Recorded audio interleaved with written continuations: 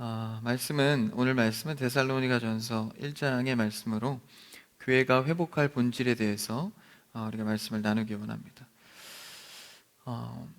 이제 온라인 시대에 본격적으로 또 가속화가 되면서 이 교회에 대한 어떤 사명이나 소명이 약화된 것이 사실입니다.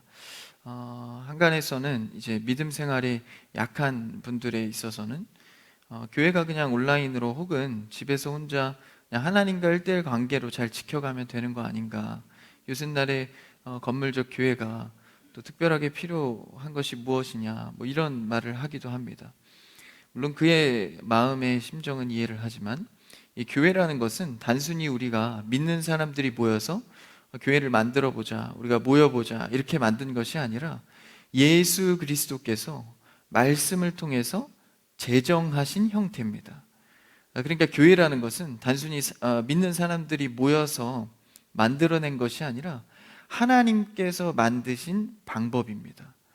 그러니까 우리가 함부로 교회를 평가하거나 교회 형태를 바꾸거나 예배의 형태를 마음대로 조정하는 것은 불가한 일입니다. 왜냐하면 우리는 말씀의 방법과 질서를 따르는 사람들이기 때문입니다.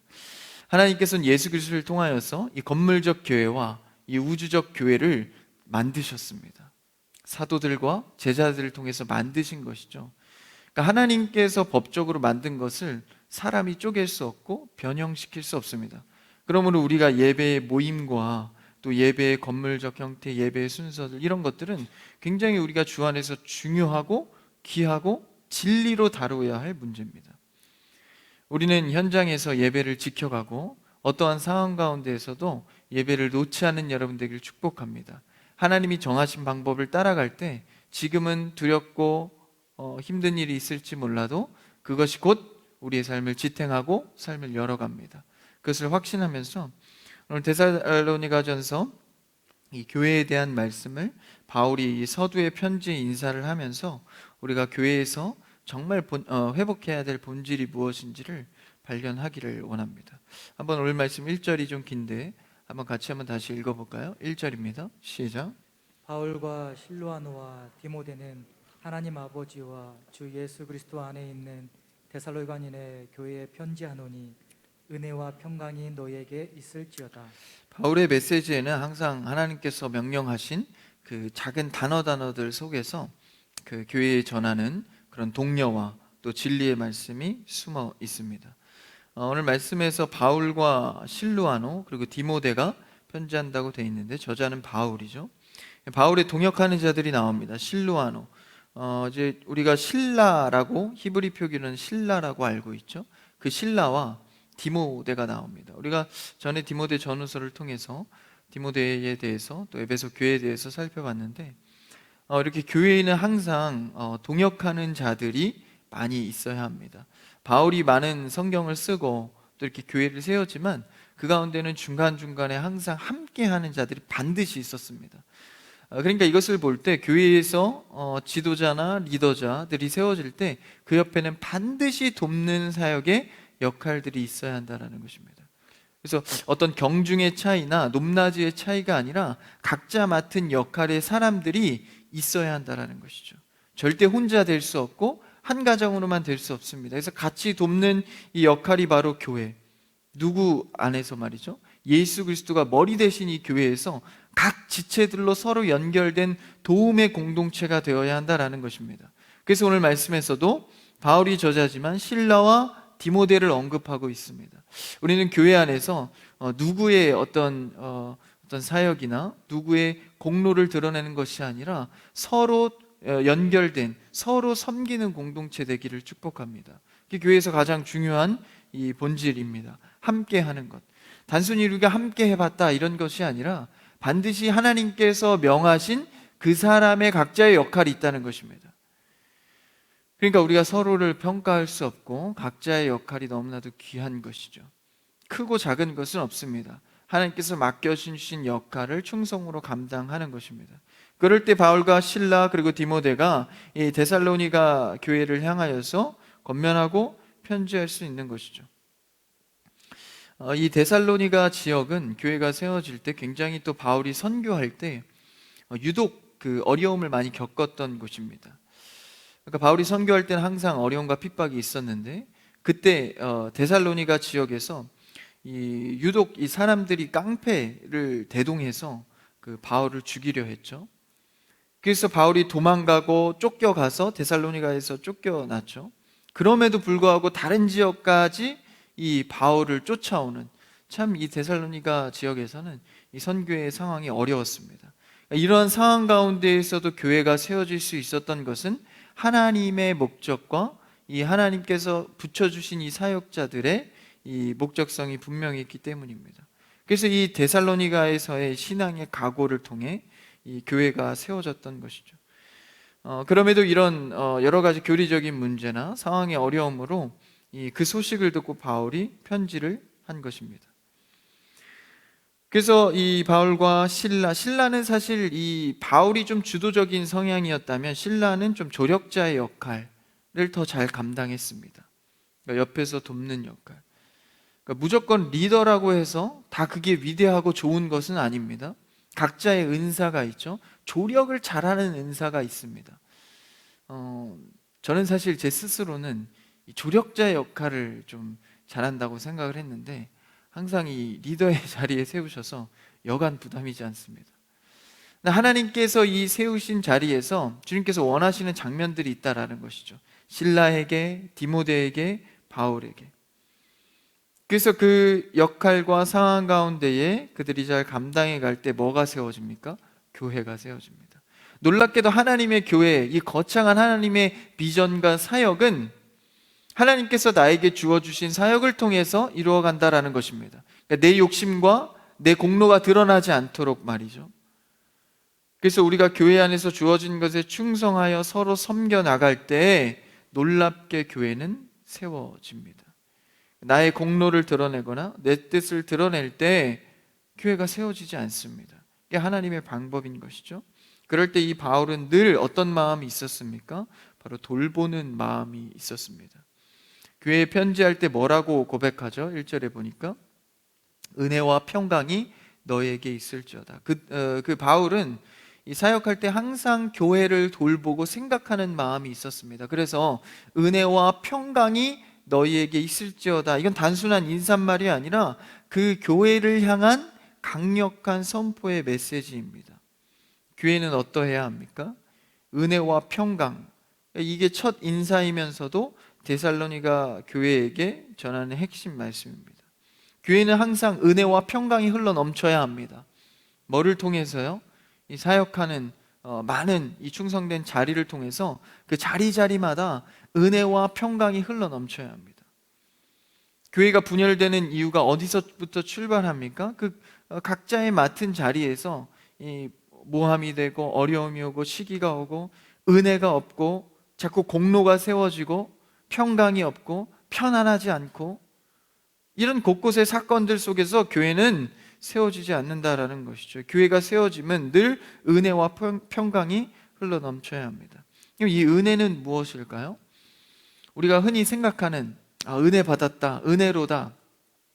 여러분, 은혜에는 두 가지의 면모가 있습니다. 첫 번째는 우리가 이미 받은 은혜가 있습니다. 하나님께서 예수 그리스도 독생자를 통해서 오늘날 나에게까지 그 놀라우신 은혜가 임해서 구원된, 이미 이제 우리가 받아서 이 은혜는 변하지 않는 그 끝날까지 하나님께서 나를 구원하신다는 그 이미 받은 죄인을 향한 은혜가 있습니다. 그 다음에 우리가 아직 받지 않았지만 우리가 그것을 소망하며 누리는 은혜가 있습니다. 하나님께서 우리를 향하신 선한 뜻을 말하는 것이죠. 아직 이루어지지 않았고 우리가 힘듦과 어려움과 역경과 불안이 있지만 하나님께서 나에게 선한 뜻을 행하실 것이라는 그 확신, 그게 바로 은혜입니다. 어떤 상황 가운데서도 흔들리지 않는 주님의 뜻을 바라보는 것이죠. 그래서 그것은 아직 이루어지지 않았지만 우리가 소망하는 것입니다. 누려가는 것이죠. 그래서 이미와 아직을 통하여서 우리가 은혜를 해석할 수 있습니다.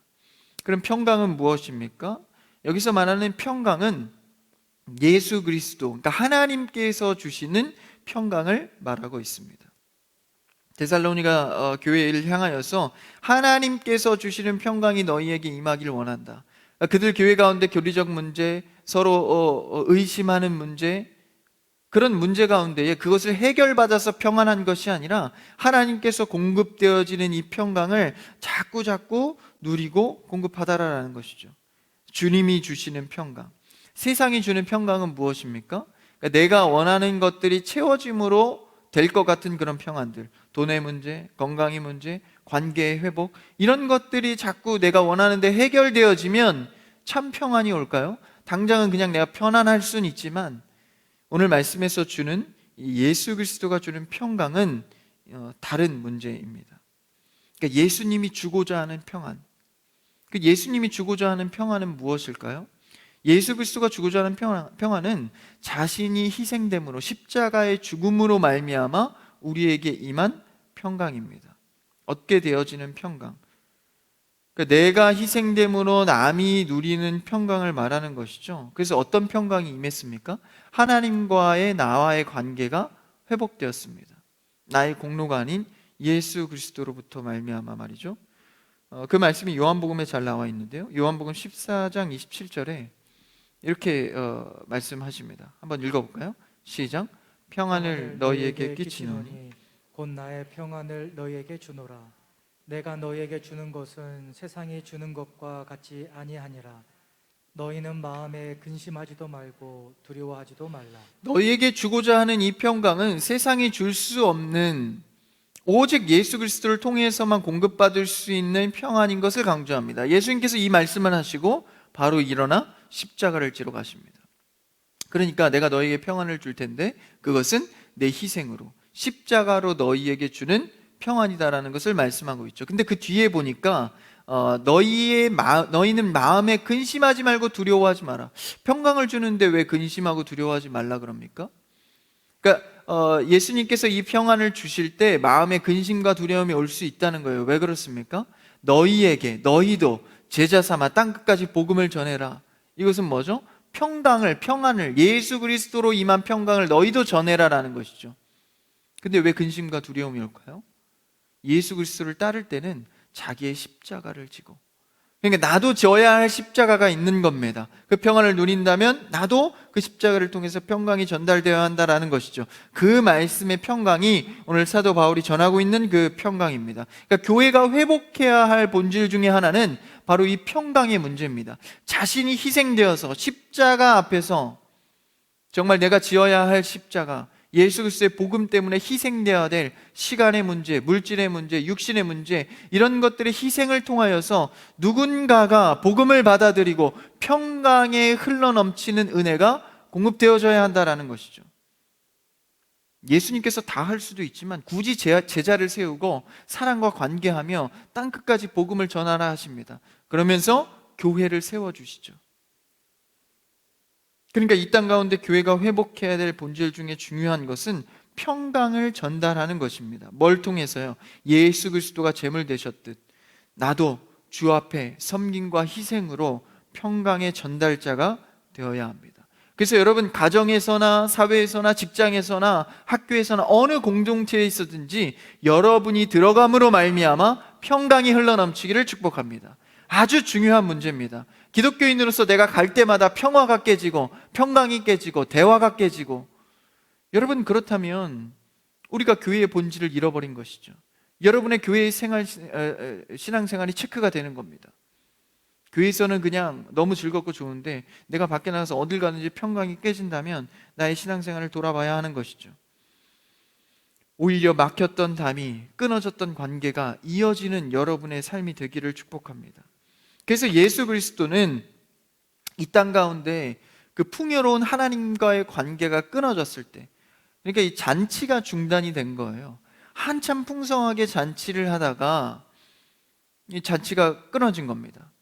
포도주가 없어져서, 혹은 주인공이 없어져서, 혹은 물질이 없어서 이 잔치가 끊어진 겁니다. 중단된 상황이죠. 그 잔치의 중단을 이어낼 그 예수 그리스도의 희생을 통해서 하나님과의 관계, 잔치가 다시 시작된 것입니다.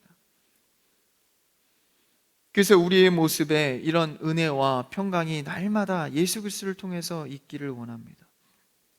그래서 우리 모습에는 사실 이미 성령을 통하여서 은혜 받은 자들 아닙니까? 그렇죠? 그래서 이미 우리는 아까 은혜를 이미와 아직으로 봤죠?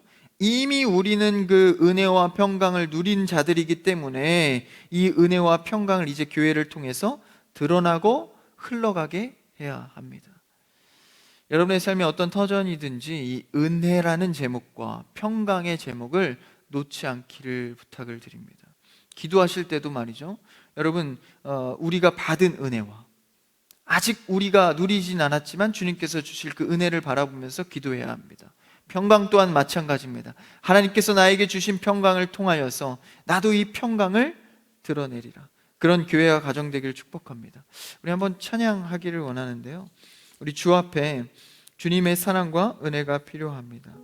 오직 주님의 은혜로 살기를 원합니다. 나의 구원자 예수 그리스도로 살아가기를 원합니다. 우리 이 시간 은혜와 평강 가운데 같이 찬양합시다. 나는 아무것도 아닙니다. 주님의 사랑이 없으면 나는 아무것도 모릅니다.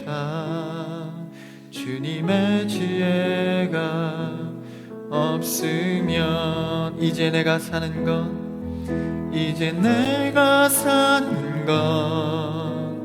아니요 그리스도 내 안에 사시니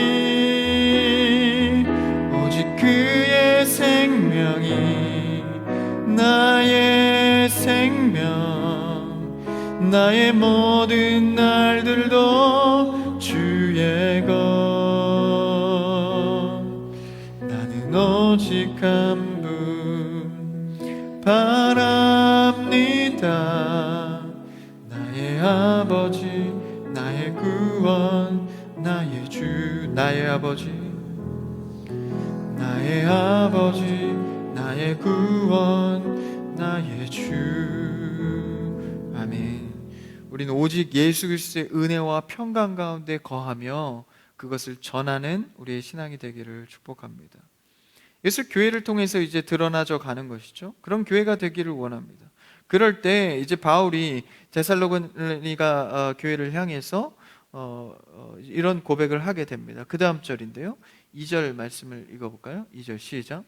우리가 너희 모두로 말미암아 항상 하나님께 감사하며 기도할 때 너희를 기억함은 이제 바울이 기억을 하며 데살로니가를 향해서 기도를 하는데 이 교회를 향한 마음이죠. 항상 하나님께 감사한다 그러면서 기도할 때 너희를 기억할 때, 그러니까 데살로니가 교회를 기억할 때 어떠한 이미지 그리고 평가가 있었다는 거예요. 그러니까 항상 이런 이 평가와 평판이 굉장히 중요합니다. 그게 뭐가 중요해? 그냥 내가 하나님 안에서 잘하기만 하면 되지. 여러분 그렇지 않습니다. 이 교회의 평판과 신앙인으로서의 평판이 굉장히 중요한 역할을 합니다. 물론 하나님과의 관계가 중요하지만 그 가운데의 사회의 평판이나 믿는 자들의 서로의 평가가 굉장히 중요한 것이 이것을 무시하면 안 됩니다.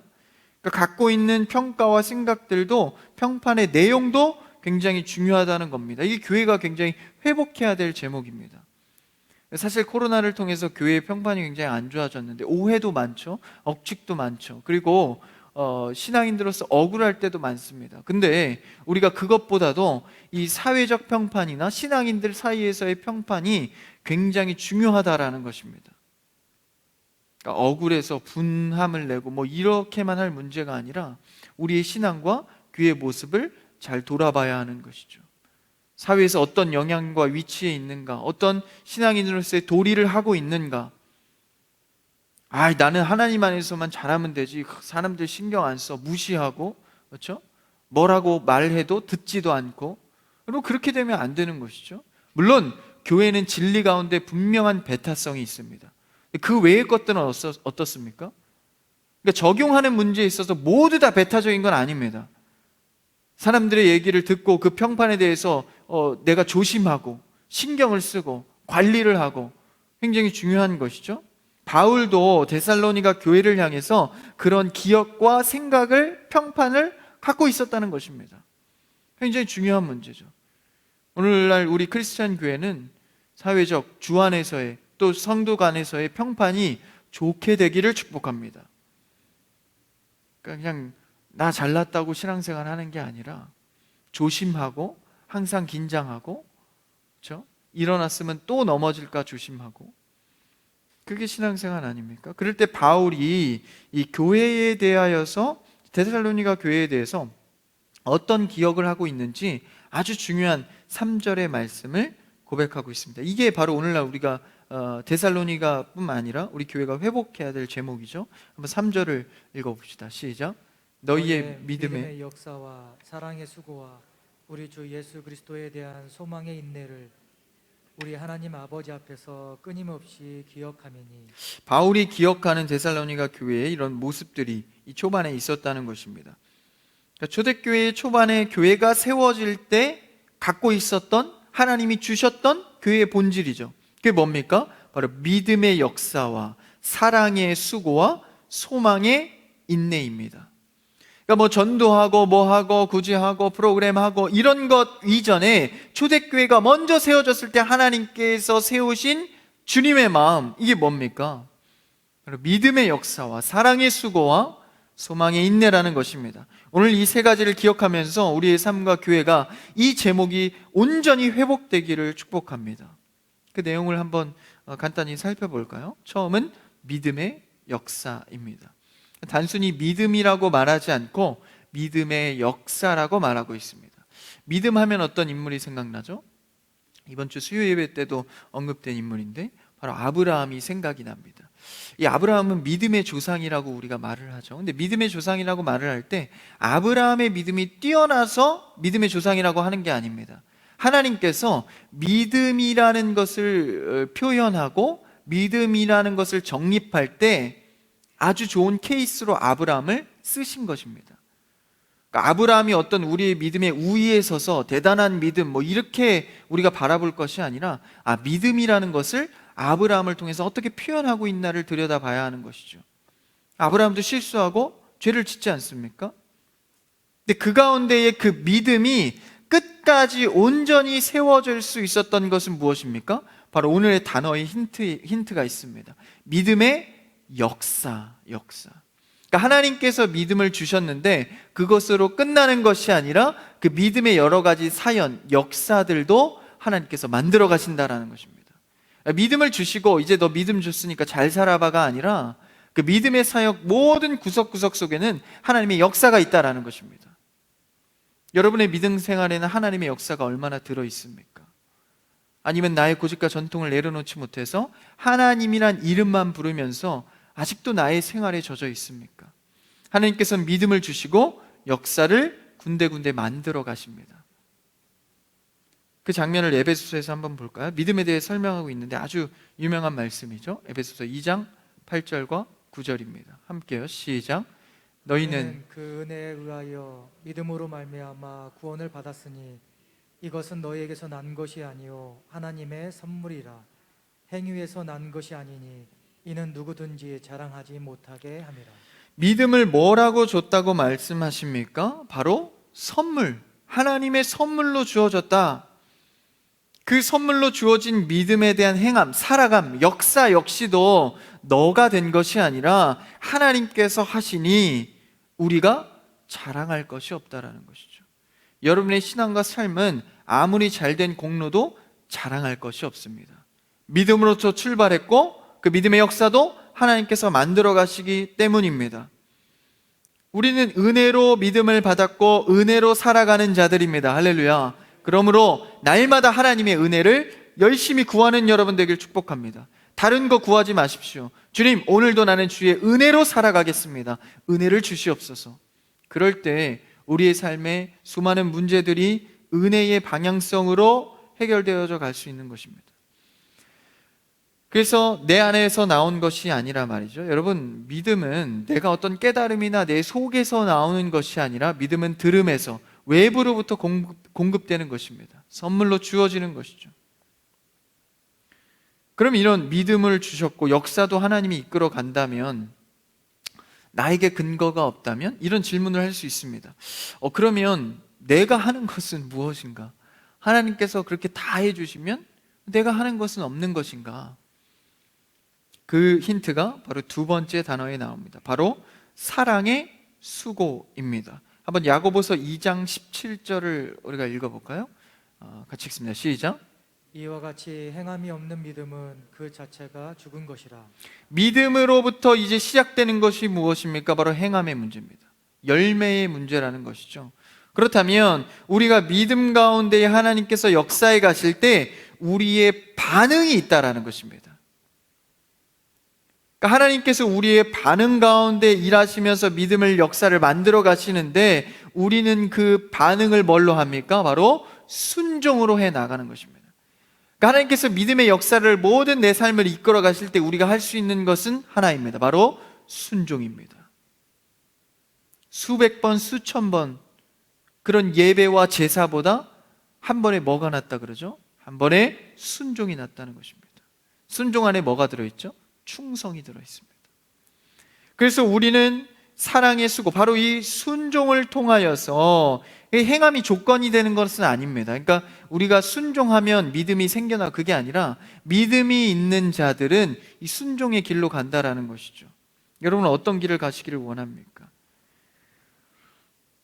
그러니까 하나님께서도 그 나무가 어떤 나무인지는 열매를 통해서 안다 그러죠. 그러니까 우리가 순종하냐 안 하냐는 너희 안에 믿음을 체크할 수 있는 겁니다. 우리가 하나님께서 떨어진 말씀의 은혜가 있다면 여러분들이 그걸 붙들고 순종하는 여러분 되기를 축복합니다. 이런 질문을 많이 해요. 제가 이제 청년부에서 말씀을 전하다 보니까 전생님 오늘 찔림이 왔습니다. 은혜가 왔어요. 근데 내 삶은 이런데 이런 찔림이 왔을 때 어떻게 해야 됩니까? 굉장히 복잡한 것 같지만 사실 단순합니다. 받은 은혜대로 행하라. 이렇게 바로 말하면 또 이렇게 좀 부담스러우니까 뭐 여러 가지 얘기하면서 얘기를 하죠. 근데 사실 굉장히 단순합니다. 우리의 삶에 찔림의 문제, 말씀이 들어온다면 그대로 순종하시면 됩니다. 삶의 문제가 얼마나 복잡하든지 그것을 경중을 따지지 마시고 여러분 안에 들어온 말씀을 통해서 기도하다가 들어온 마음들이 있다면, 조금이라도 변화가 있다면 그걸 붙드십시오. 그리고 삶에서 순종하십시오. 그것이 우리가 해야 할, 교회가 회복해야 할 본질입니다. 성도의 순종을 통하여서 교회는 세워져 갑니다.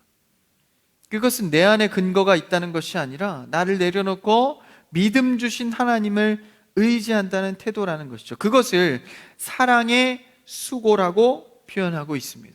우린 사랑 가운데에서 순종의 수고를 해야 합니다. 그러니까 어떤 열심히 일을 해야 되는 수고를 말하는 게 아니라 순종을 말합니다. 주님을 사랑함으로, 영혼을 사랑함으로 순종하는 것을 말하죠. 그래서 이 사랑의 수고는 어떠한 상황에도 굴하지 않는 순종의 모습을 말하고 있습니다. 믿음의 사람이라면 마땅히 나오는 것이죠. 그러면 이것이 믿음의 사람으로서 잘 될 것 같지만 실제 삶에서는 생각보다 쉽지 않습니다. 순종하는 문제가 무엇입니까? 삶에서 타협하지 않고 그래도 나만의 신앙의 결정을 하는 것이죠. 그게 생각보다 쉽지 않습니다. 누구나 조금씩의 불법은 하고 조금씩의 타협은 하고 조금씩의 세상적인 물 들어가는 모습은 있습니다. 실제 삶에서 적용하려면 잘 되지 않죠. 그래서 로마서 말씀에서는 이렇게 우리를 권면합니다. 로마서 5장 5절을 한번 읽어볼까요? 같이 읽습니다. 시작.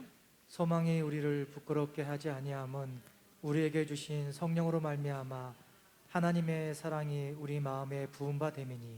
우리가 이 사랑의 수고, 다시 말하면 순종의 모습을 실천할 수 있는 것은 바로 무엇입니까? 성령이 가득 부어져야 가능하다는 것입니다. 하나님께서 우리에게 주신 성령으로 말미암아 가능하다라는 것이죠. 그래서 우리가 이 사랑의 순종을 할 수 있는 것은 내 힘이 아닌 성령 가득 부어져야, 다시 말하면 성령 충만함으로 이루어갈 수 있다는 것입니다. 여러분, 이 밤 기도할 때 성령의 충만함을 기도하는 여러분 되기를 축복합니다. 성령이여, 내가 순종할 수 있는 마음을 허락하여 주시옵소서. 내가 하나님의 일을 결단할 수 있는 사람으로서 성령 가운데 할 수 있도록 인도하여 주시옵소서. 사람의 마음은 죄악과 탐욕이 늘 자리하여 있습니다. 모태부터 날 때부터 죄악을 갖고 있는 욕심이 가득한 우리는 성령의 충만함이 날마다 필요합니다.